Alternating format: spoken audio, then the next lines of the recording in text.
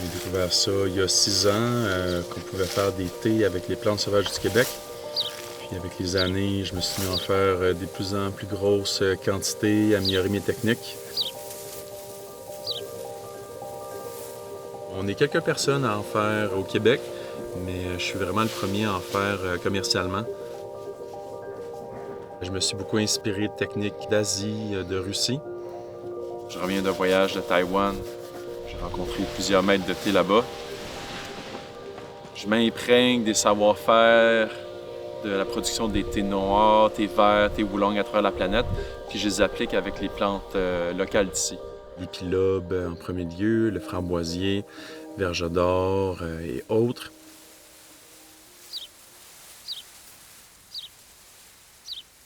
Alors la première étape, c'est la cueillette.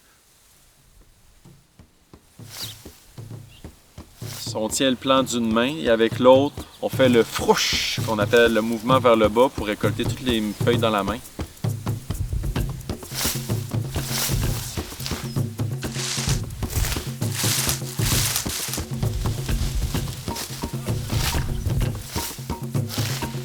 Oh yeah! On y va en gang, des habitués et d'autres néophytes qui viennent mettre la main à la feuille.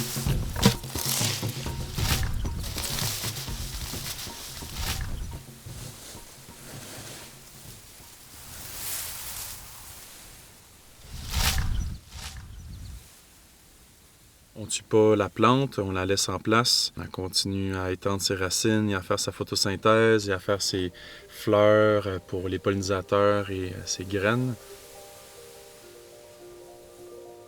Ensuite, on amène les feuilles à la fabrique de thé et commence la deuxième étape, le flétrissement.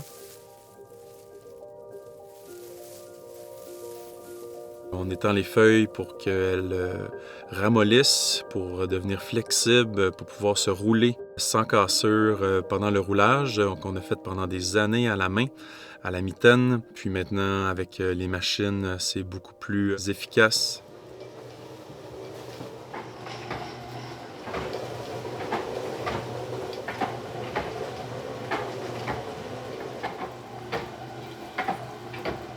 Pour la technique du thé oolong et du thé noir, on met les feuilles à oxyder, c'est là que la magie du thé opère, c'est là que les arômes se développent, qu'on passe des arômes herbales, de la tisane aux arômes ronds, foncés du thé. Ensuite vient le séchage à haute température ou à basse température.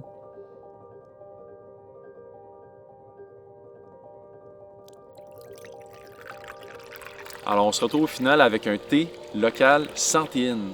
Donc on peut boire ça en fin de soirée, on va très bien dormir. Puis en plus, pour l'épilobe, il y a des propriétés médicinales traditionnelles réputées comme anti-inflammatoires. Et au niveau du goût, on a la même satisfaction que quand on boit des thés d'Asie, thé vert, thé oolong, thé noir. C'est des thés très similaires, mais différents, qui ont leur propre style. Ça nous permet aussi de réduire notre empreinte écologique en important moins de thé d'Asie et en se connectant plus à notre terroir, en valorisant nos plantes sauvages du Québec.